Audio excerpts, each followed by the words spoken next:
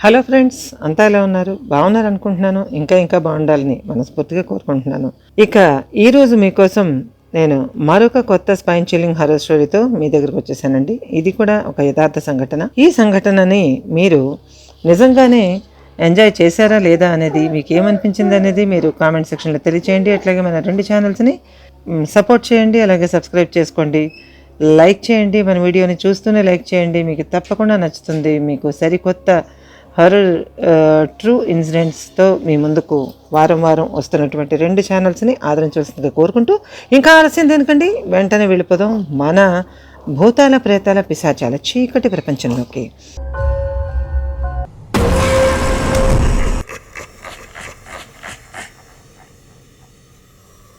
Okay, ఈరోజు నేను మీకు చెప్పబోతున్న అంశం నేను స్వయంగా ఎదుర్కొన్నటువంటి స్వీయ అనుభవంతో ఈ వారం మీ ముందుకు వచ్చానండి. ఇది ఎప్పుడు జరిగింది అంటే 2000 సంవత్సరంలో జరిగింది. ఇది 2000 సంవత్సరంలో జరిగింది. ఎంత భయానక సంఘటన అంటే వినగానే మీరే ఒప్పుకుంటారు, నిజంగానే భయానక సంఘటన. అది భయం అని మాత్రమే సరిపోదండి, భయంకి ఎక్స్ట్రీమ్ లెవెల్, ఇంకా నెక్స్ట్ లెవెల్లో ఉంటుంది, భయానికి నెక్స్ట్ లెవెల్లో ఉంటుంది ఈ ఇన్సిడెంట్. ఇదే కనుక మనం ఎదుర్కొంటే ఎలా ఉంటుంది అనేది ఒక్కసారి కనుక మీరు ఆలోచించినట్లయితే అది ఎంత టెరిఫైయింగ్ ఎక్స్పీరియన్స్ అనేది మీరే నాకు చెప్తారండి. 2000 సంవత్సరంలో శ్రీకాకుళం పట్టణంలో, అంటే మా ఊర్లో నేను ఎదుర్కొన్నటువంటి ఒకానొక సంఘటన మీతో షేర్ చేసుకుంటున్నాను ఇప్పుడు. ఇప్పుడు ఇంకా ఆలస్యం చేస్తే అందులో మజాయే ఉండదండి. నేను ఎదుర్కొన్న సంఘటన గోస్ట్ హంటింగ్ కోసం వెళ్ళినప్పుడు ఎదుర్కోలేదండి. నేను అక్కడ ఒక వ్యాపారం చేయాలి అంటే, ఒక బిజినెస్ సెంటర్ పెట్టుకోవాలి అన్న ఉద్దేశంతో నేను రెంట్కి తీసుకున్నటువంటి ఒక హౌస్లో నేను ఎదుర్కొన్న సంఘటన. సరిగ్గా 2000 సంవత్సరం ఏప్రిల్ నెల నేను మా ఊర్లోనే పురుషోత్తమ నగర్ కాలనీ అని ఒక కాలనీ ఉందండి. మీకు అందరికీ అంటే ఆ ప్రాంత వాసులందరికీ కూడా బాగా తెలిసే ఉంటుంది. దాన్ని పిఎన్ కాలనీ అంటారండి, పురుషోత్తమ నగర్ కాలనీ. అప్పటికి అంతగా డెవలప్ కాని ఏరియా అనమాట. అంటే మన బ్రిడ్జ్కి అవతల వైపు ఉంటుంది. నాగావళి నది ఊరిని 2 భాగాలుగా చేస్తున్నట్టుగా ఉంటుందండి. దాన్ని ఊరికి అంటే నదికి అవతల వైపు ఉన్నదాన్ని పాత శ్రీకాకుళం అని, యువతల వైపు ఉన్నదాన్ని శ్రీకాకుళం అని జనరల్గా వాడుకలో అనడం అలవాటు అనమాట. సో నాగావళి నదికి దాటిన తర్వాత పాత బ్రిడ్జ్ అని అంటారు. ఆ నది మీద 4 బ్రిడ్జిలు ఉన్నాయండి. అందులో పాత బ్రిడ్జిని దాటిన తర్వాత ఒక పెద్ద కాలనీ. ఎంత పెద్ద కాలనీ అంటే సుమారుగా 11 లేన్లు ఉన్నటువంటి కాలనీ. 10 or 11 మేబీ థింక్స్ అనుకుంటాను. అయితే 10 లైన్లు తక్కువ ఉండదండి. చాలా పెద్ద కాలనీ. ఆ కాలనీలో అక్కడ బాగుంటుంది, ఆ ఏరియా బాగుంటుంది అన్న ఉద్దేశంతో నేను ఒక ఆఫీస్ పెట్టుకుందామని నేను ఒక ఇంటి కోసం వెతుకుతున్నానండి. ఎందుకంటే ఆఫీస్ పెట్టుకుంటాను లేదా కల్చరల్ ఈవెంట్స్ నడిపేటటువంటి office, next music and dance institution పెట్టుకుంటాను అంటే అందరూ రెంట్కి ఇవ్వరు కదండి. అట్లా రెంట్కి ఇవ్వడానికి ఎవరు ఒప్పుకుంటారా అని అన్ని లైన్లు జల్లెడ పట్టి గాలిస్తూ ఉన్న సమయంలో అక్కడ ఒకరు నాకు చెప్పారు, ఒకానొక లైన్లో ఒక ఇల్లు ఉంది, అది మీకు దొరకవచ్చు, మీరు వెళ్ళి ప్రయత్నించండి అని చెప్పారండి. ఇంకా చెప్పిన తర్వాత నేను వెంటనే వెళ్ళి వాళ్ళతో మాట్లాడడం జరిగింది. మాట్లాడి నేను ఏ అంశాలు అక్కడ నిర్వహించబోతున్నాను, ఏ ఆఫీస్ పెట్టుకోబోతున్నాను అన్నది చెప్తే వాళ్ళు ఏ అభ్యంతరాలు చెప్పకపోవడం వల్ల మే 1కే నేను అక్కడికి ఆఫీసు షిఫ్ట్ చేసేయడం జరిగిందండి. ఆఫీస్ షిఫ్ట్ అయిన తర్వాత అక్కడ నేను ఎదుర్కొన్న అనుభవాలు ఎలాంటివి అంటే, మన స్టోరీస్ ఎన్నైనా చెప్పుకోవచ్చు అందులో. అలాంటి అనుభవాలు ఎదుర్కొన్నాను. అది అంత దెయ్యాల కొంపని కానీ, అసలు అలాంటి ఇన్సిడెంట్స్ జరిగి ఉంటాయని కానీ నాకెంత మాత్రం తెలియదండి, నేను ఊహించలేదు. ఎందుకు అనంటే అక్కడ అటువంటి అవకాశాలు ఏవి కనిపించలేదు నాకు.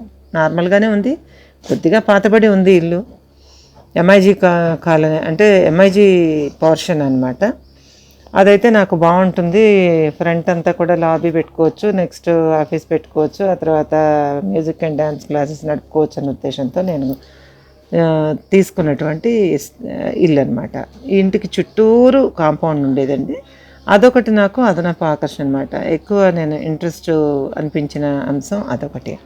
సో ఆ రెండింటితోటి నేను ఆ ఇల్లుని తీసుకోవడం జరిగింది. తీసుకున్న తర్వాత నేను మార్నింగ్ 8 o'clockకి నేను వచ్చి నైట్ 9:30 వరకు ఉండేదానండి. ఎందుకంటే మార్నింగ్ అంతా ఆఫీసులో అనేక రకాలు, అంటే ఈ ఘోస్ట్ హంటింగ్కి సంబంధించినవి, తర్వాత సైకోథెరపీ కేసులు, తర్వాత ఇటువంటివన్నీ మార్నింగ్ చూసేదాన్ని. ఈవినింగ్ 4 o'clock నుంచి మ్యూజిక్ అండ్ డ్యాన్స్ క్లాసెస్ చూసేదానండి. అది ఎంతవరకు అంటే 8:30, 9 వరకు బ్యాచ్లు పిల్లలు వస్తూ ఉండేవారు, స్టూడెంట్స్ వస్తూ ఉండేవారు. సో అది అయిపోయిన తర్వాత ఇంకా నేను అన్నీ బంద్ చేసేసి ఒక ప్రశాంతంగా ఒక 10 minutes, 15 minutes, ఒక అరగంట అనుకోండి, రిలాక్స్ అయ్యి అప్పుడు లగేజ్ సర్దుకొని అప్పుడు 9 ఆ టైంకి తాళం వేసి వెళ్తూ ఉండేదాన్నండి. అలాంటి పరిస్థితుల్లో అక్కడ ఒక, అంటే సమ్మర్ నడుస్తుంది అప్పుడు, నేను తీసుకుని 3 months అయిందండి. 3 months అయింది. స్టూడెంట్స్ అవి అప్పుడప్పుడే ఇంకా బాగా జాయిన్ అవుతున్నారు. ఇంకా నా సైకోథెరపీ వర్కులు కూడా బాగా సాగుతున్నాయి. క్లినికలీ బాగా సెటిల్ అవుతున్నాను. ఇంకా మ్యూజిక్ వరకు అయితే సెటిల్ కాలేదు. ఆ పద్ధతుల్లో నేనే రకరకాల ఒత్తిళ్ళు ఉండేవి, నాకు ప్రొఫెషనల్ స్ట్రెస్ ఉండేది బాగా. రాత్రి 9 వరకు అక్కడే ఉండేదాన్ని. 9:30 ప్రాంతంలో తాళాలేసి అప్పుడు ఇంటికి బయలుదేరేదానండి. అక్కడి నుంచి ఇల్లు నాకు 3 and 4 kilometers ఉంటుంది.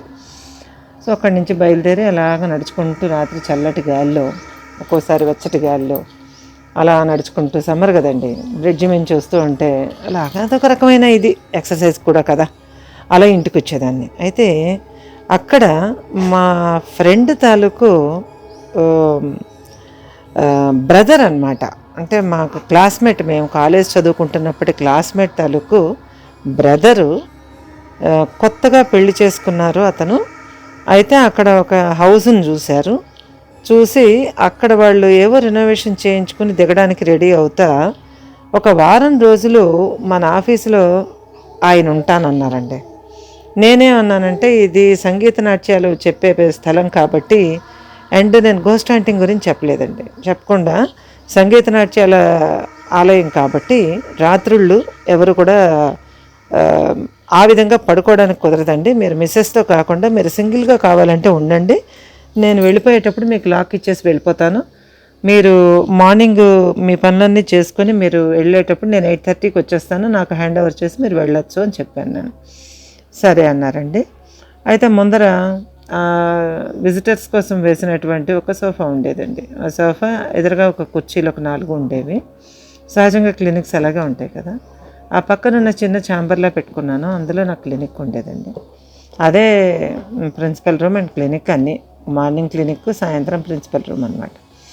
అట్లాగా నడుస్తూ ఉంటే, అంటే ఓన్గా నిలబడాలి, సొంత కాళ్ళ మీద నిలబడాలన్న తాపత్రయంతో చేస్తున్న ప్రయత్నంలో అన్నీ కార్పొరేట్ లెవెల్లో ఉండవు కదండి. సొంత ఆలోచన, సొంత ఆరాటము ఇవన్నీ కూడా. అయితే ఆయన సరేలేండి, అయితే మా మిస్సెస్ని తీసుకురాను, వాళ్ళ పుట్టింట్లో వదిలేసి నేనైతే నైట్ 10 అవుతుందండి వచ్చేటప్పటికి. అంటే సరేలేండి, ఇందులో పోగొట్టుకునేది ఏముంది నాకు, ఇందులో వీణలును ఫ్లూట్స్, వీణలు, కీబోర్డ్స్ ఇవన్నీ ఇవి ఎవరు తీసుకెళ్ళిపోతారండి అని చెప్పి నేను ఒక ప్లేస్ చెప్పాను. కీ నేను వేసేసి 9:30కి నేను వెళ్ళిపోతానండి, ఆ వెళ్ళేటప్పుడు కీ వేసేసి ఆ పక్కన ఒక ప్లేస్ ఉంది అక్కడ పెట్టేసి వెళ్ళిపోతానండి, మీరు వచ్చినప్పుడు అది తీసుకొని మళ్ళీ ఉదయం అక్కడ పెట్టేద్దరు, కానీ నేను రావడం లేట్ అయినా ప్రాబ్లం ఉండదని చెప్పానండి. అలా జరుగుతున్నప్పుడు ఒకానొక రోజు,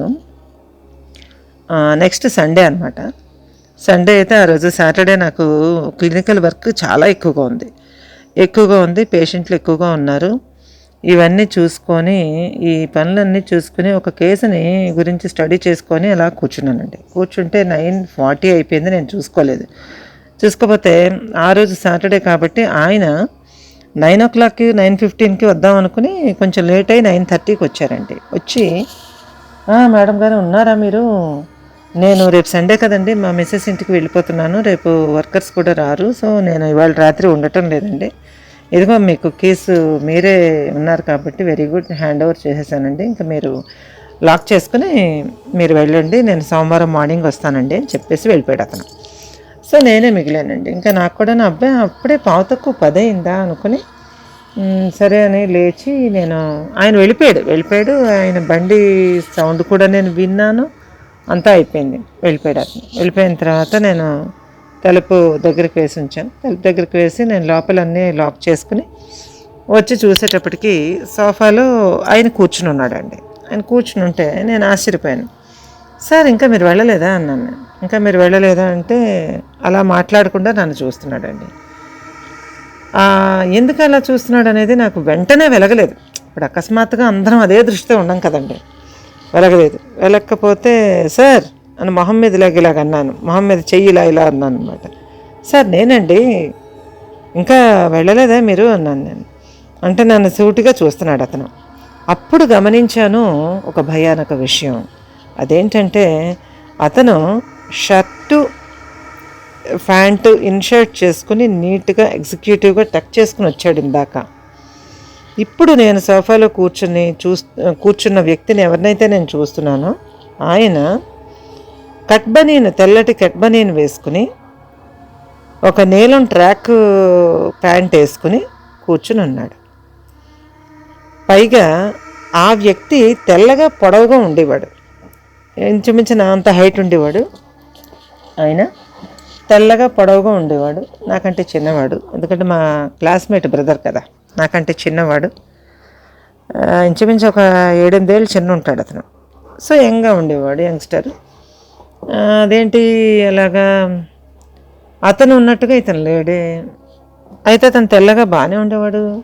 ఈ కూర్చున్న వ్యక్తి కాస్త చామన ఛాయ కంటే తక్కువగా, నలుపు రంగులో చామన ఛాయ కంటే కాస్త తక్కువగా కూర్చుని ఉన్నాడు. ఒక ఇంటర్మీడియట్ చదువుతున్నటువంటి, అంతగా ఒళ్ళు రానటువంటి ఒక వ్యక్తి, ఒక అబ్బాయి ఉంటే ఎలా ఉంటాడో అలా ఉన్నాడండి. చిన్న నెట్టెడ్ కట్ బనీన్ వేసుకుంటే ఏయ్ ఎవరు నువ్వు అన్నాను నేను. ఒక్క నిమిషం నేను కన్ఫ్యూజ్ అయ్యానంటే ఈ మనిషి ఒకరు కాదు అని తెలుసుకోవడానికి కొద్ది సెకండ్లు పట్టింది. ఆ తర్వాత ఈ వ్యక్తి లోపలికి ఎలా వచ్చాడో అన్నది తెలుసుకోవడానికి, నాకు మైండ్ వాస్తవంలోకి రావడానికి కొద్ది సెకండ్లు పట్టింది. ఆ సెకండ్లు పట్టి వీడు ఎవడు ఇంట్లో కూర్చున్నాడు అన్న ఫీల్ వచ్చేటప్పటికి ఏయ్ ఎవరు నువ్వు, ఎందుకు ఇక్కడ కూర్చున్నా, లేనాడు బయటికి నాడు అన్నాను నేను. బయటికి నాడు అంటే మాట్లాడటం లేదు అతను. మాట్లాడకుండా నన్నే అలా సూటిగా చూస్తున్నాడు అనమాట.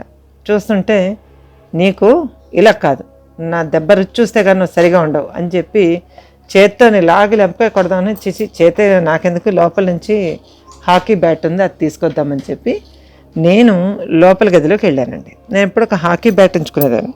హాకీ బ్యాట్ తెచ్చుకున్నాను. లోపలికి వెళ్ళేటప్పటికి జస్ట్ పక్క గదిలోకి వెళ్ళి ఇలా వచ్చేటప్పటికి మర్యాడు అక్కడ. ఏమైనాడు వీడు అనుకున్నాను. ఏమైనాడు, ఎక్కడికి పోయాడు అని అనుకుని ఒక్కసారి గదులన్నీ వెతికాను, ఎక్కడా లేడు. బయట కూడా వెతికాను, ఎక్కడా లేడు. చుట్టూ చూశాను, ఎక్కడా లేడు. సరే ఏదో భ్రమ అయ్యి ఉంటుంది. అప్పుడు వెలిగిందండి. This is one evil force, and మనకు పని పడేలా ఉంది అని అనుకుని వాళ్ళు ఇంతమంది వచ్చారు కదా, ఎవరితోటో ఏదో కాళ్ళ మట్టుడు గాలి అయ్యి ఉండొచ్చు అనుకుని ఇంకా నాకేం అనిపించలేదు. గబగబా అన్నీ నేను బెడ్ ల్యాంప్స్ వేసేసి లాక్ చేసేసుకుని బయటకు వచ్చాను. అయితే ఆ ఇల్లు ఎలా ఉండేదంటే మెయిన్ రోడ్డు కంటే ఒక 2-3 అడుగులు దిగువకు ఉండేది. చుట్టూరు స్థలం. ఆ స్థలంలో 9-10 కొబ్బరి చెట్లు, ఆ తర్వాత ఒక 2 మామిడి చెట్లు, ఖాళీ స్థలం చాలా ఉండేది, మధ్యలో ఇల్లు ఉండేది. ఇవన్నీ చూసిన తర్వాత నేను చాలా ముచ్చటపడి తీసుకున్నాను ఆ ఇల్లు. బాగుందని, అంటే చల్లగా ఉంది, ఖాళీగా క్లాసులు లేనప్పుడు కూర్చోవచ్చని. మొత్తానికి ఆ మనిషి ఎవరో నాకు కనిపించలేదు. ఆ కట్ బనీన్ వ్యక్తి మరి అదృశ్యం అయినట్టుగా అయిపోయింది. ఇంకా చిరాగ్గా అనిపించింది నాకు. అప్పటిదాకా ఉన్న రిలాక్స్ మూడ్ అంతా పోయి చిరాగ్గా అనిపించి ఏంటిది వ్యాపారం చేసే చోట ఈ ఈవిల్ ఫోర్సెస్, వీటి సంగతి అది రేపు చూద్దాంలే అనుకుని నేను ఆలోచించుకుంటా బయటకు వచ్చి ఇంకప్పటికి 10 అయిపోయిందండి. ఇంకా నేను ఇంటికి వెళ్ళాలి, ఎట్లాగా ఇవన్నీ ఏం చేయాలి నేను అని అనుకుని మాట్లాడకుండా అలా జాగ్రత్తగా అక్కడంతా కూడాను చుట్టూ ఇరుపక్కల చెట్లు ఉండేవండి. మెయిన్ రోడ్లో, అంటే కాలనీ మెయిన్ రోడ్లో, అది మెయిన్ రోడ్డు కనెక్ట్ అయ్యే రోడ్డు అనమాట. ఆ రోడ్లో ఇరుపక్కల చెట్లు ఉండేవి. ఆ చెట్ల నుంచి గాలి గీమని వీస్తూ ఉంది. రాత్రి పడింది, బాగా రాత్రి అయిపోయింది, 10 అయిపోయింది. అప్పటికే కాలనీ నిద్రపోతున్నట్టుగా ఉంది. ఎక్కువగా రిటైర్డ్ పర్సన్స్, రిటైర్డ్ పీపుల్ ఉండేవారు. అదర్వైజ్ 2 స్కూల్స్ కూడా ప్రైవేట్ స్కూల్స్ ఉండేవి. అందులో కూడా నేను పార్ట్ టైం టీచర్గా పనిచేస్తుండేదాన్ని. సో ఇవన్నీ నాకు బాగా తెలిసిన ఏరియా అనమాట అది. అలాగా చీర భుజాల మించి తీసుకుని కప్పుకొని లంచ్ బాక్స్ ఉన్నటువంటి బ్యాగ్ చేత్తో పట్టుకుని నడుచుకుంటూ వెళ్ళిపోతున్నాను. ఎందుకంటే అక్కడి నుంచి చాలా దూరం బ్రిడ్జ్ వరకు నడిస్తే తప్ప అక్కడ రిక్షాలు దొరికేవి కాదు. అప్పుడు రిక్షాలు కానీ ఏవి దొరికేవి కావు, అసలు కన్వీనియన్స్ దొరికేది కాదు. మా ఇల్లు కొంచెం దూరం. అక్కడి నుంచి ఇలా నడుచుకుంటూ నా మైండ్ ఆల్రెడీ ఆలోచనల్లో పడిందనమాట. కొంచెం దూరం వెళ్ళేటప్పటికి నా ముందర ఎవరో చక్ చక్ చక్ చక్మని నడుచుకుంటూ వెళ్ళిపోతుంటే నేను ఎవరో మనుషులు అనుకున్నాను. నేను పెద్ద పట్టించుకోకుండా ఎవరు పట్టించుకుంటామండి, ముందు వెనక ఎవరు నడుస్తున్నారో మనకేం తెలుస్తుంది. అలాగా చక్క నడుచుకుంటూ వెళ్ళిపోతుంటే ఒక్క నిమిషం అయిన తర్వాత అప్పుడు నాకు భయం అనిపించిందండి. ఎందుకు అంటే వింటే మీరు కూడా భయపడతారు. నా ముందు చీకట్లో నడుస్తున్న వ్యక్తి, అక్కడ ఒక స్ట్రీట్ లైట్ ఉన్నది, కొంచెం దారిలో వెలుగులో ఒక స్ట్రీట్ లైట్ ఉన్నది. ఆ స్ట్రీట్ లైట్ని దాటి వెళ్ళాడు అతను. ఆ ఆకారం స్ట్రీట్ లైట్ దాటి వెళ్ళిందండి. స్ట్రీట్ లైట్ వెలుగులో అతను కనపడలేదు. మళ్ళీ చీకట్లోకి క్రీనీడలోకి వెళ్ళాకే అతని ఆకారం నాకు కనపడింది. దాంతో వెన్నులో ఒక రకమైనటువంటి పురుగు పాకినట్టు అయింది నాకు. What is the hell is going on? ఏమవుతుంది, ఎందుకు ఇలా అవుతుంది? ఆ ముందు నడుస్తున్నది ఎవరు అని, హే ఎవరు అన్నాను నేను. ఎవరు అంటే పలకలేదు. సరేలే, సమ్ ఫోర్సెస్ ఏవో రోడ్డు మీద నాకు ఎందుకని చెప్పి ఇంకా నడకలో వేగం పెంచి అక్కడి నుంచి మెయిన్ రోడ్డుకి కనెక్ట్ అయిపోతే అక్కడ జనాలు ఉంటారనమాట. అక్కడ కార్ షెడ్ ఉండేది, మోటార్ షెడ్. అదిలాగా అందరూ తెలిసిన వాళ్ళే, ఇంచుమించుగా రోజు చూస్తున్న వాళ్ళు తెలిసిన వాళ్ళే కదా. అక్కడి నుంచి అలా వెళ్ళిపోయి ఏదైనా ఒక రిక్షా తీసుకుని వెళ్ళిపోదాం అనుకున్నానండి. అనుకొని అలా ముందుకు అలా వెళ్తూ ఉంటే ముందుకు వెళ్తున్నాను, ఏదో చేస్తున్నాను, అటు ఇటు చూస్తున్నాను, ఆలోచిస్తున్నాను. అప్పుడు చూశాను ఆ వ్యక్తి నాకంటే ఇంకొంచెం ఒక 30-40 అడుగుల ముందర, బ్రిడ్జికి కొంచెం ముందర నిలబడి ఉన్నాడు. ఒక క్రీనీడలో నిలబడి ఉన్నాడు. అక్కడ వెలుగు ఎక్కువగా లేదు, అక్కడ నిలబడి ఉన్నాడు. అయితే నేను అలాగా చూస్తూ, సోడియం వేపర్ ల్యాంపుల్లోని పగల్లో ఉంది సిటీ అంతా. అలా చూస్తూ ఆ మనిషి మీద దృష్టి కాన్సన్ట్రేట్ చేశాను. అదంతా గాలే. నాకు అర్థమైంది, ఓహో ఈవిల్ స్పిరిట్ అనమాట ఇక్కడ నిలబడి ఉంది, నేను జాగ్రత్తగా వెళ్ళడం మంచిది, చాలా ఆలస్యం అయింది అని అనుకుని గబగబా నడుచుకుంటూ వెళ్ళాను. అప్పటికే ఫస్ట్ షో విడిచిపెట్టి సెకండ్ షో స్టార్ట్ అయిపోయే పరిస్థితులు రావడంతోనే జనాలు ఎక్కడికక్కడ పలచబడుతున్నారు, ఎవరు లేరు. నేను ఆ టైంకి రోజు వస్తానని తెలిసిన ఒక రిక్షా అతను అట్నుంచి వచ్చి, అమ్మా ఇంటికి వెళ్దామా అని అడిగాడు. అంటే పదనైనా ఇంటికి వెళ్దాం అని చెప్పేసి నేను బ్యాగ్ రిక్షాలో పెట్టాను. రిక్షాలో పెడి నేను కూడా ఎక్కాను అనమాట. ఎక్కి ఆ వ్యక్తి మీద నుంచి నా చూపు అయితే మార్చట్లేదు. ఎక్కి కూర్చుని పోనీ తాత అంటే కొంచెం తాత కాదు అతను, కొంచెం బలమైన వ్యక్తే కానీ పెద్దవాడు. పద వెళ్దాం అనేసి ముందుకు వెళ్తున్నాను. ఇంకా అలా రిక్షా తొక్కుంటూ వెళ్తున్నాను, చల్లటి గాలి. ఆ వ్యక్తి సమీపానికి వస్తున్న కొద్దీ నాకు గూస్ బంప్స్ విపరీతంగా వస్తున్నాయండి. ఎంత విపరీతంగా గూస్ బంప్స్ వస్తున్నాయి అంటే ఒళ్ళంతాను ముళ్ళులు ఉండిపోయినట్టు, అంటే ముళ్ళు లాగా తగులుతుంది నాకు శరీరం, చర్మం అంతా కూడా. అంత గూస్ బంప్స్ వస్తున్నాయి. ఓహో ఇదేదో చాలా పవర్ఫుల్గా ఉన్నట్టుంది అని అనుకొని దాని ముందరకు వచ్చింది కరెక్ట్గా రిక్షా అనమాట. నేను అతనితో అన్నాను, రిక్షా అతనితో, నాయనా కొంచెం రైట్ సైడ్ నుంచి తీసుకెళ్ళు, ఇటు నుంచి కాదు, కొద్దిగా అటుపక్క నుంచి తీసుకెళ్ళు అంటే, ఏమమ్మా అన్నాడు. అంటే అటుపక్క నుంచి తీసుకెళ్ళు అన్నా. అంటే అటుపక్క నుంచి తీసుకెళ్ళేటప్పటికి ఆ రిక్షా ఒక్కసారి ఏదో ఎవరో మనిషి పట్టి ఊపినట్టుగా ఊగిందండి. నేను కూర్చున్న రిక్షా ఎవరో పట్టి ఊగినట్టుగా ఊగేటప్పటికి ఏంటిది అని అనుకుని, అమ్మ ఏంటమ్మా ఇలా ఊగింది అన్నాడు. ఏమో నాకు తెలియదు, నువ్వు ఎలా తొక్కేవో, పద అని అన్నాను. ఇంకా అలా ముందుకెళ్ళి మళ్ళీ వెనక్కి తిరిగి చూసేటప్పటికి అక్కడ ఏ నీడా లేదు. సరే అని చెప్పేసి నేను ఇంటికి చేరుకున్నామండి. ఇంటికి చేరుకున్న తర్వాత మా ఇంటి టర్నింగ్లోకి చేరుకున్నాం. అక్కడి నుంచి సరిగ్గా 2-3 నిమిషాల రిక్షా డ్రైవ్, అక్కడితో ఇల్లు వచ్చేస్తుంది. అక్కడ దాకా వచ్చేటప్పటికి రిక్షావాడు తొక్కలేనంటే తొక్కుతున్నాడు అనమాట. ఏమైంది, ఒంట్లో బాగాలేదా నీకు అన్నాను నేను. అంటే లేదమ్మా బరువుగా అనిపిస్తుంది అన్నాడు. ఎందుకు బరువుగా అనిపిస్తుంది, నేను దిగుతానుండు అని అంటే, ఇది మరీ బాగుందిలేమ్మా కూర్చో అన్నాడు. అనేసి కొంచెం ఇల్లుకి కరెక్ట్గా ఒక 30 అడుగుల దూరంలోకి వచ్చేటప్పటికండి, అమ్మ ఏటైందో కానీ మాయా మంత్రం వేసేవేటో కానీ మొత్తానికి బరువు అంతా తీరిపోయింది అన్నాడు. అప్పుడు నేను ఊహించాను అది దిగిపోయి ఉంటుంది అని. సరే అనుకొని నేను తలుపు కొట్టి మా మదర్ తలుపు తీశారు. అమ్మ తలుపు తీసేటప్పటికి, అమ్మ కొంచెం ఒక మగ్గుతో నీళ్ళు ఇవ్వు అన్నాను. ఎందుకు అంది. చెప్తాను ఇవ్వు అని చెప్పేసి మగ్గుతో నీళ్ళు తో కళ్ళు, కాళ్ళు, చేతులు, కళ్ళు, చెవులు, నోరు కడుక్కుని ఒకసారి మనసులో ఇష్టదైవ ప్రార్థన చేసుకుని లోపలికి వచ్చాను. ఎందుకంటే నేను బయట నుంచి తేవడం కరెక్ట్ కాదు కదా. లోపలికి వచ్చానండి. మీరు చెప్పితే అబద్ధం. ఆ మనిషి మా స్ట్రీట్ లైట్ వెలుగులోని కాకుండా కొంచెం దూరంలో ఒక ఇల్లు దగ్గర లైటు ఎవరో పిల్లలు పగలగొట్టేస్తే ఆ ఐరన్ పోల్ కిందన నిలబడి ఉన్నాడు. ఆ నిలబడి ఉన్న వ్యక్తి అస్పష్టంగా కనపడుతున్నాడు, సమంగా కనిపించట్లేదు. బట్ అతను అక్కడ నిలబడి ఉన్నాడు. మోకాళ్ళ దాకా మాత్రమే అక్కడ నిలబడి ఉన్నాడు. అంటే ముడుకుల వరకు మాత్రమే అక్కడ ఉన్నాడు. అతడి కాళ్ళు అంటే ఇలాగ ఎల్ షేప్లో కాళ్ళు అక్కడి నుంచి ఒక 10 అడుగులు సాగి అక్కడ ఉన్నాయి. ఆ 2 కాళ్ళు ఇలా ఇలా ఇలా ఊగుతున్నాయి పక్కలకి, అంటే క్లాక్ వైజ్గా ఇలా ఇలా ఇలా ఇలా ఊగుతున్నాయి అన్నమాట. రైట్కి లెఫ్ట్కి ఊగుతున్నాయి. అది ఎంత భయానక సంఘటన, జస్ట్ యూ క్యాన్ ఇమాజిన్ ఎలా ఉంటుందో. నాకైతే ఒక్కసారి వెన్నెలో పురుగు పాకినట్టు ఒళ్ళు జలధరించింది. నేను లోపలికి వచ్చేసానండి.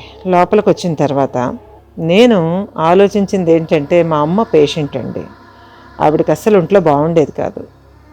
ఆమె ఎక్కడ ఎఫెక్ట్ అవుతుందో ఇలాంటి వాటి వల్ల అని నేను గోస్ట్ హంటింగ్ ఆఫీసు ఇంటికి అంత దూరంలో పెట్టాను. అలాంటిది దేన్నో తీసుకొచ్చాను ఇంటికి నేనని చెప్పి నా మీద నాకే కోపం వచ్చి సరేలే ఏం చేస్తాం అనుకుని తలుపులు వేసేసి, ఇంకెవరైనా రావాలమ్మా అని అడిగాను. ఇంకెవరు రానక్కలే తలుపేసేసిన తర్వాత ఆ తలుపు మీద ఒక బీజాక్షరం రాసి రౌండ్ చుట్టేసి లోపలికి వచ్చాను. నేను లోపలికి వచ్చేసి మామూలుగా నేను నూతి దగ్గర స్నానం చేసి, మాకు వెల్ ఉండేది, తర్వాత మళ్ళీ మోటార్ ఉండేది, వెల్కి మోటార్ ఉండేది, తర్వాత మళ్ళీ మున్సిపల్ ట్యాప్కి మోటార్ ఉండేదండి, అన్నీ ఉండేవి. కానీ నేను నూతి దగ్గర నాకు తోడుకుని స్నానం చేయడం చాలా ఇష్టం. అందుకని గిలక నుంచి చేద వేసి నీళ్లు చేదే బకెట్ వేసి లాగుతుండి చక్కగా తల మీద నుంచో 2 బకెట్లు నీళ్లు పోసుకుని శుభ్రంగా, ఎందుకే అలాగా తల మించి స్నానం చేస్తున్నావు, 11 అవుతుంటేను, ఇంత రాత్రి వరకు ఏం ఆఫీసు ఏం వ్యవహారం అని మా అమ్మ తిట్టడం మొదలుపెట్టింది. ఏం చేస్తామమ్మా, ఈరోజు కొంచెం ఆలస్యం అయిపోయింది, పేషెంట్లు సాయంత్రం దాకా ఉన్నారు, చిరాకు పడి నేనే కూర్చున్నాను అని. ఎందుకు చెప్తే వినవు, ఆడపిల్లవు, నీకెందుకు ఇవన్నీ అని తిట్టింది ఆవిడ. సహజమే కదండి. అయితే నేను 3వ బకెట్ బావిలోంచి తీసి పోసుకుంటూ ఉండగా చూశాను, పెరటి వైపు ఉన్న వాయువ్య మూల పిట్టగోడ మీద నుంచి పారాపిట్ వాళ్ళు ఉంది కదండి, ఆ పారాపిట్ వాళ్ళు కాంపౌండ్ వాళ్ళు ఆ కాంపౌండ్ వాళ్ళు మీదన గట్టు మీదన కాళ్ళు కింద వరకు వేలాడేసుకుని, ఆ కాళ్ళు వికృతమైనటువంటి నల్లటి కర్రల్లాగా ఉన్నాయి, వేలాడేసుకుని ఆ నెట్టెడ్ కట్బనీన్తో ఉన్న ఆ మనిషి ఆ గట్టు మీద కూర్చుని నేను స్నానం చేస్తుంటే చూస్తుంటే అంత చల్లటి నీళ్లు పోసుకుంటున్న దాంట్లో కూడాను ఒక్కసారి ఒంట్లోనూ ఏదో కరెంటు పాకినట్టు అయింది నాకు.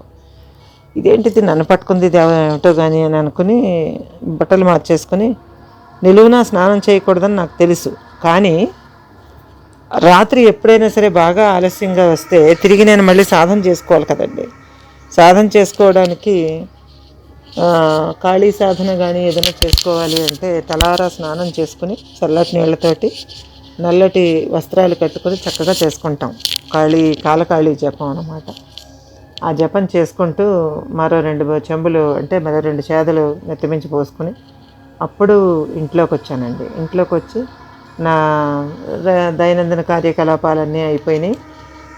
మా నాన్నగారితో మాట్లాడి, మా అమ్మతో మాట్లాడి అంతా అయిపోయిన తర్వాత వాళ్ళని పడుకోమని, అప్పటికే 11:12 అయిపోయింది, పడుకోమని నేను మళ్ళీ పొద్దుటే వెళ్ళిపోవాలి అనేసి నేను కూడా నా రూమ్లోకి వెళ్ళి పడుకున్నాను. పడుకుని ఏదో ఆలోచిస్తూ కిటికీ తలుపు తీసి ఉంది, సందులో నుంచి వెనక సందు ఉండేది మాకు, ఆ సందులో నుంచి ఏమన్నా పురుగు పుట్ర వచ్చినా వస్తాయి, ఎగిరే పురుగులు ఉంటాయి కదండి, అవి వస్తాయి అనేసి తలుపు వేద్దామని చూస్తే ఆ సందులోని కిటికీ ఎదురుగా నిలబడి ఉన్నాడండి. ఇంక ఇది లాభం లేదని చెప్పి ఏదో ఇంకా నేను ముయ్యాలి అని అనుకుంటూ ఉన్నాను అంతే, ఇంకా పూర్తిగా ముయ్యలేదు కూడా. వెంటనే వాడు ఏమన్నాడు, ఖాళీ చేసి వెళ్ళిపో అన్నాడు. ఏంటి ఖాళీ చేసి వెళ్ళిపోవడం అన్నా, మనసుతో అడిగాను అనమాట. ఏంటి ఖాళీ చేసి వెళ్ళిపోవడం? ఇల్లు ఖాళీ చేసి వెళ్ళిపో అన్నాడు. ఏ ఇల్లు? ఇది నా ఇల్లు, చెప్పడానికి నువ్వెవరు అన్నాను. అంటే ఆ ఇల్లు ఖాళీ చేసి వెళ్ళిపో లేదా చచ్చిపోతావు అన్నాడు. నేనెందుకు చచ్చిపోతాను? అదేదో హర్రర్ సినిమా లాగా. నేనేమి చచ్చిపోను, నాకేం పర్వాలేదు, నేను చెయ్యను, నువ్వు చేతనైంది చేసుకో అన్నాను. ఆహా అలాగా, సరే అయితే నేనేం చేయగలను చెప్తాను చూడు నీకు, రేపటి నుంచి నరకం అనుభవించడానికి సిద్ధంగా ఉండు అన్నాడండి. అనేసి అక్కడి నుంచి ఇంకా లెఫ్ట్ ఓవర్ ఏం చేద్దాం అనుకున్నాడో, వాడు ఏమనుకున్నాడో నాకు అనవసరం. ఒక ప్రేతాత్మ నన్ను వచ్చి బెదిరించటం ఏంటి అన్న ఉద్దేశంతో పట్టుదల పెరిగింది. పట్టుదల పెరగడంతో వెంటనే గది మధ్యలోనే నా ఆసనం వేసుకొని కూర్చొని, జపాసనం వేసుకొని కూర్చొని మంత్రజపం చేసుకుంటూ ఆ దుష్ట శక్తిని గట్టిగా బంధించినట్టుగా ప్రార్థన చేసుకుని బంధించి, ఆ బంధించిన తర్వాత విలవిల్లాడుతుంది. అది విలవిల్లాడుతుంటే, నువ్వు నన్ను ఎందుకు హింస పెట్టే ప్రయత్నం చేస్తున్నావు? నేనేం చేశాను? వాళ్ళు టూలెట్ బోర్డు పెట్టారు, నేను రెంట్కి తీసుకున్నాను కనుక నీకు ఇప్పుడు న్యాయం లేదు. న్యాయము ధర్మము నా పక్షాన ఉంది కాబట్టి నీకు శక్తి తక్కువ ఉంటుంది నాకన్నా, నువ్వు నన్ను ఏమీ చేయలేవు. కనుక అనవసరమైనటువంటి వ్యవహారాల్లోకి జోక్యం చేసుకోకు. చిన్నపిల్లలు ఉంటారు, నా దగ్గరకు వచ్చే పిల్లలు చిన్నపిల్లలు ఉంటారు, వ్యాధిగ్రస్తులు వస్తారు. నువ్వు ఏదైనా పిచ్చి పిచ్చి వేషాలు వేస్తే మాత్రం నిన్ను ఊరకనే మాత్రం వదిలిపెట్టను. నా జోలికి నువ్వు రాకు, అలా ఉండేటట్టయితే నీ జోలికి నేను రాను అని చెప్పాను. చెప్తే అది నా ఇల్లు, నువ్వు ఇప్పుడు కూర్చున్న చోటే నేను ఊరేసుకుని చచ్చిపోయాను, నన్నేం చేయమంటావు?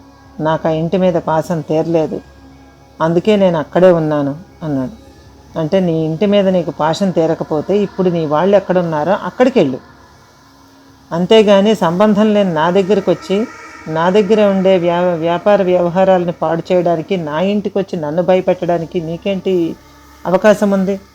నీలో న్యాయం లేదు కాబట్టి నేను విడిచిపెట్టను.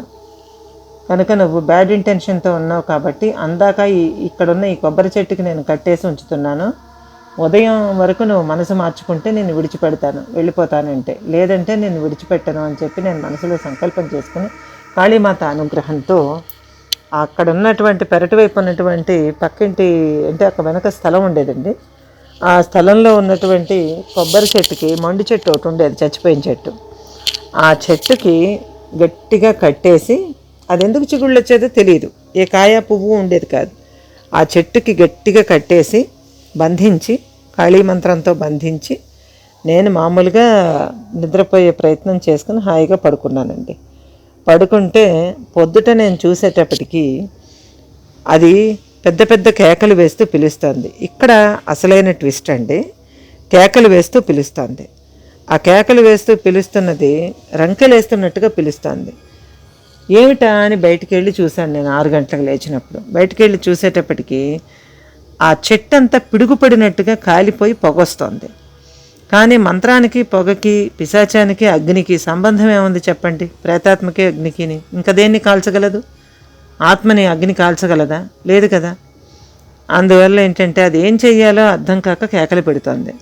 ఆ కాళీ మంత్ర జపం తాలూకా నేను ఉచ్చరించిన బీజాక్షరాల తాలూకా పాజిటివ్ శక్తి ఏదైతే ఉందో దానికో మరి దీనికో మరి దేనికో తెలియదు, కానీ ఆ చెట్టు అంతా కూడా పిడుగుపడ్డట్టుగా కాలి పొగొస్తోంది. చుట్టుపక్కల వాళ్ళందరూ అనుకుంటున్నారు, ఇదేంటిది పిడుగు కూడా పడలేదు, చెట్టు ఎలా కాలింది అని. సో ఇలాగా జరుగుతుందని నేను కూడా ఊహించకపోవడంతో క్షణం బెత్తరపోయి, ఆ తర్వాత నేను రొటీన్గా స్నానపానాదులు చేసుకున్న తర్వాత అమ్మవారి దగ్గర దీపం వెలిగించి ఆ ఆత్మని క్లియర్గా అడిగాను నేను, నువ్వు నన్ను, నా ఆఫీసుని, నా ఇంటిని, నా పరిసరాలని విడిచిపెట్టి నీకు వ్యామోహం ఉన్నటువంటి నీ కుటుంబ సభ్యుల దగ్గరికి నువ్వు వెళ్ళిపోతావా, లేకుంటే నిన్ను ఇలాగే బూడిచ్చేయమంటావా అని అడిగితే, నన్ను వదిలేసేయి నేను వెళ్ళిపోతా, నన్ను వదిలేసేయి నేను వెళ్ళిపోతా అని చెప్పి ఒక 3 సార్లు అంది. మళ్ళా నా ఏరియాలో కానీ, నా పద్ధతిలో కానీ, నా ఆఫీసులో కానీ, నా ఇంటి దగ్గర కానీ, నా తల్లిదండ్రుల దగ్గర కానీ, నా దగ్గరకు వచ్చే స్టూడెంట్స్ దగ్గర కానీ, పేషెంట్ల దగ్గర కానీ, నా పరిసరాల్లో నిన్ను చూశానంటే మాత్రం నిన్ను భూస్థాపితం చేస్తాను. అంతవరకు నేను నీ జోలికి రాను. నువ్వు నా జోలికి రాకపోతే నేను నీ జోలికి రాను. అందువల్ల ఏంటంటే దుష్టశక్తి కంటే దైవశక్తికే బలం ఎక్కువ ఉంటుంది. కనుక నేను ఉపాసించే దైవశక్తి మీద నాకున్న నమ్మకంతో చెప్తున్నాను, నువ్వు నా దగ్గరికి, నా వైపుకి నువ్వు చూడకు, నీ వైపుకి నేను చూడను అని చెప్పి ఒక ఇది చేసుకొని అక్కడ నుంచి తీసుకువెళ్ళి అక్కడ శ్మశానాల దగ్గర, మన నది ఒడ్డున శ్మశానం ఉండేదండి, ఆ శ్మశానాల దగ్గర ఆ పిశాచాన్ని వదిలేసి, ఆ పిశాచం కాదు అది ఆత్మ, దురాత్మ, ఆ ఆత్మను అక్కడ వదిలిపెట్టి దానికి ఒక గీత గీసి, ఇది దాటి నువ్వు రావడానికి వీల్లేదు, నువ్వు ఉండాల్సింది ఇక్కడే, మనుషుల్లో కాదు అని చెప్పి ఒక రౌండ్ గీత గీసి ఆ శ్మశానానికే దాన్ని పరిమితం చేసి నా మటుకు నేను నా ఆఫీస్కి వచ్చేయడం. ఆ తర్వాత యథావిధిగా నా వ్యాపార వ్యవహారాలు, నా జీవితం ప్రశాంతంగా సాగిపోయిందండి. అదే జరిగిన విషయం. ఇది మీకు నమ్మశక్యం కాకపోవచ్చు, కానీ ఇది అక్షర సత్యం అండి. ఎందుకంటే అనేక రకాలైనటువంటి మోహాలు, వ్యామోహాల్లో ఆత్మలు కొట్టుమిట్టాడుతూ ఉంటాయి. అటువంటిదే ఇది కూడా. కనుక ఈ యథార్థ సంఘటన కూడా మీకు నచ్చిందని ఆశిస్తూ మరొక ఒళ్ళు గగుర్పొడిచే యథార్థ సంఘటనతో మీ ముందుకు వస్తాను. తప్పకుండా మన 2 ఛానల్స్ని లైక్ చేయండి, షేర్ చేయండి. అలాగే మీరేమనుకుంటున్నారు, ఈ స్టోరీ మీకు ఏమనుకుంటున్నారు, ఈ స్టోరీలో ఈ ఏరియాలు, మా ఊర్లో తెలిసిన వాళ్ళు ఎవరైనా ఉన్నట్లయితే తప్పకుండా కామెంట్ సెక్షన్లో తెలియచేయండి. అట్లాగే మరొక ఇన్సిడెంట్తో మళ్ళీ వస్తాను. మన సిటీవీ ఆడియో ఫీస్ట్లో వారానికి 2 హర్రర్ స్టోరీలు, అట్లాగే మన కలర్స్ ఆఫ్ లైఫ్లో పెద్ద ఛానల్లో 2 వీడియో స్టోరీలు, మొత్తం వారానికి 4 హారిఫైయింగ్ స్టోరీస్తో మిమ్మల్ని అలరించే ప్రయత్నం చేస్తున్నాను. సో తప్పకుండా మీరు నన్ను సపోర్ట్ చేస్తారని ఆశిస్తూ, మీ సపోర్ట్ని సదా కోరుకుంటూ మరొక టెరిఫైయింగ్ ఇన్సిడెంట్తో మళ్ళీ మీ ముందుకు వస్తాను. Until then bye bye.